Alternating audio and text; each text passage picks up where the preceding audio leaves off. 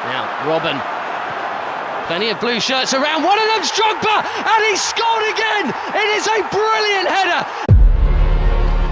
Yeah, I want to first of all ask, why you always score against Arsenal every single time? Tidak banyak pesepak bola yang memiliki cerita luar biasa seperti Didier Drogba. Meski punya segudang cara untuk mencetak gol, Drogba sempat bergelut dengan banyak penolakan. Bahkan saat ia sudah membuktikan kualitas di atas lapangan, penolakan tetap menjadi sesuatu yang terus melekat padanya.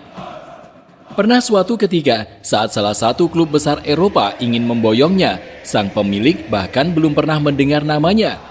Drogba sama sekali tidak dikenal hingga membuat kesepakatan nyaris gagal. Beruntung, seorang jenius asal Portugal berhasil menyelesaikan segalanya. Jose Mourinho, panggilan akrab pria itu, telah menemukan sosok monster paling mengerikan yang akan segera menguasai Eropa.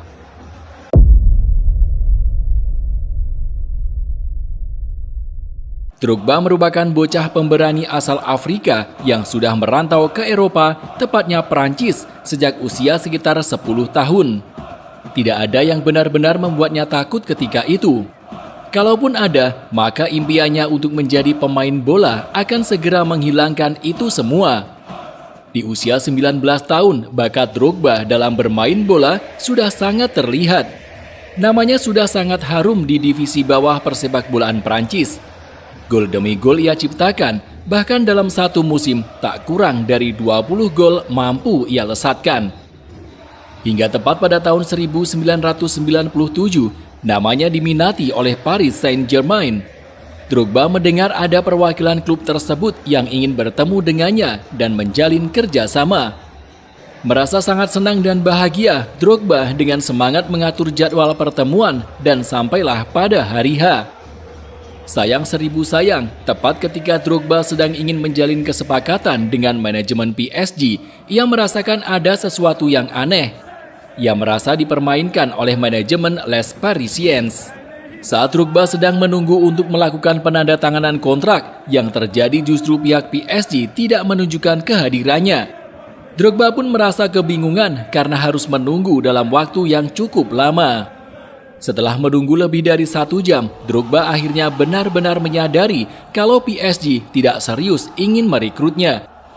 Saat itu juga, kesepakatan batal terjalin karena PSG sama sekali tidak mengirim perwakilan untuk bertemu dengannya.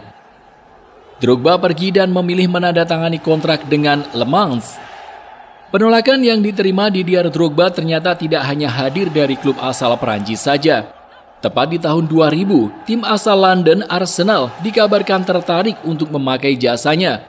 Perwakilan tim tersebut saat itu menawarinya bergabung dengan biaya 100.000 pound sterling. Namun saat Drogba dibawa menemui Arsene Wenger, sang pelatih malah menolak. Wenger berkata bila Drogba belum memiliki kualitas untuk bisa bersaing di kompetisi Liga Primer Inggris. Menariknya, dari penolakan tersebut, nama Drogba justru kian melejit di Perancis. Saat mulai bergabung dengan tim Guingamp, ia mampu menunjukkan potensi besarnya dengan mengemas 20 gol dari 45 penampilan. Hanya bermain selama 2 musim dengan tim tersebut, Drogba lantas direkrut Marseille.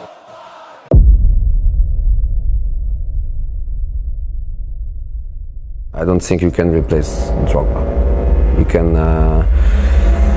You can buy top players, you can invest like Chelsea did, but Drogba there is only one. Saat tidak ada satupun yang menginginkannya, Jose Mourinho justru berhasil melihat bakatnya.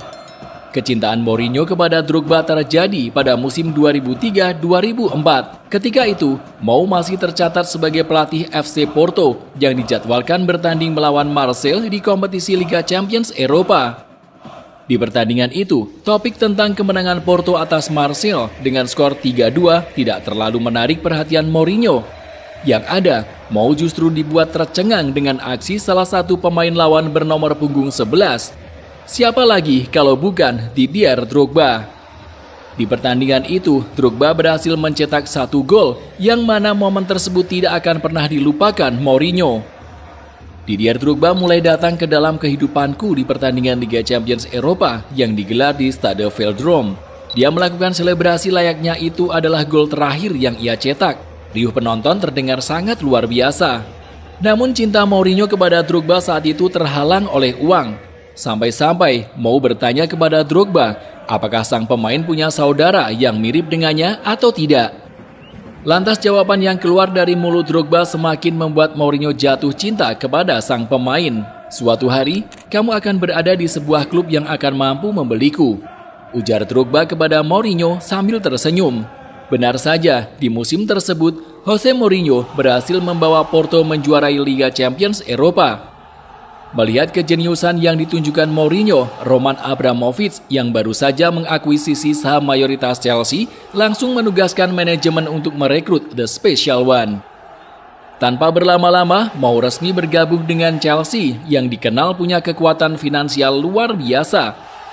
Saat pertama kali menginjakkan kaki di Stamford Bridge, Mourinho diberi kebebasan oleh Abramovich untuk meracik skuad impiannya sendiri. Lalu, betapa terkejutnya sang miliarder asal Rusia itu saat Mourinho menyebut nama Didier Drogba. Abramovich benar-benar tak habis pikir. Padahal ia sangat mungkin memberi dana besar buat Mourinho untuk membeli pemain sekelas Ronaldinho. Namun apa jawaban Mourinho? Bayar saja dan tak usah banyak bicara. Akhirnya Abramovich bersedia mengeluarkan dana senilai 24 juta pounds untuk membawa penyerang yang diminta Mourinho.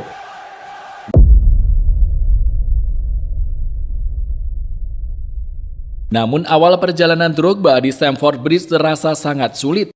Drogba merasakan banyak ketidakcocokan hingga berniat pulang ke Perancis.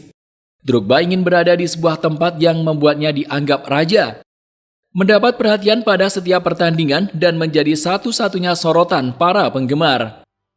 Akan tetapi, Mourinho berkata kepada Drogba bahwa di sana dirinya memang akan menjadi raja. Namun itu sama sekali tidak membuktikan kualitasnya karena dia hanya menjadi satu-satunya pemain hebat. Berbeda dengan Chelsea yang di sana terdapat banyak pemain berkualitas. Menanggapi hal tersebut, Mourinho ketika itu mengatakan, "Ya, di sini ada sebanyak 22 raja. Pergi bermain bersama mereka atau tinggalkan tempat ini dan jangan pernah kembali. Tapi bila kamu putuskan kembali ke Marseille, maka nikmatilah tempat yang kamu anggap nyaman, di mana kamu menjadi raja di antara pemain yang tidak berada selevel denganmu." Mendengar ucapan Mourinho saat itu, Drogba merasa malu dan bertekad membuktikan bahwa dia akan menjadi raja di antara para raja. Benar saja, di bawah binaan Jose Mourinho, Drogba berhasil mengalahkan dirinya sendiri. Dia memilih bertahan dan terus berjuang untuk mendapatkan tempat terbaik dari yang terbaik. Drogba muncul sebagai monster di Liga Primer Inggris. Bahkan tidak ada satupun penyerang yang mampu menggeser tempatnya saat itu. Drogba melaju dengan catatan banyak gol dan raihan sejumlah piala. Tak hanya di kompetisi lokal, Drogba bahkan turut membawa Chelsea menjadi raja Eropa. Atas segala hal yang berhasil diraihnya bersama Chelsea, Didier Drogba mengaku bahwa sampai kapanpun ia akan terus berterima kasih kepada sosok Jose Mourinho. Dia telah mengubah hidupku. Dia juga telah mengubah hidup keluargaku. Dia mengatakan, bila aku ingin menjadi yang terbaik, maka aku harus bergabung dengan salah satu tim terbaik yang dilatih oleh manajer terbaik pula.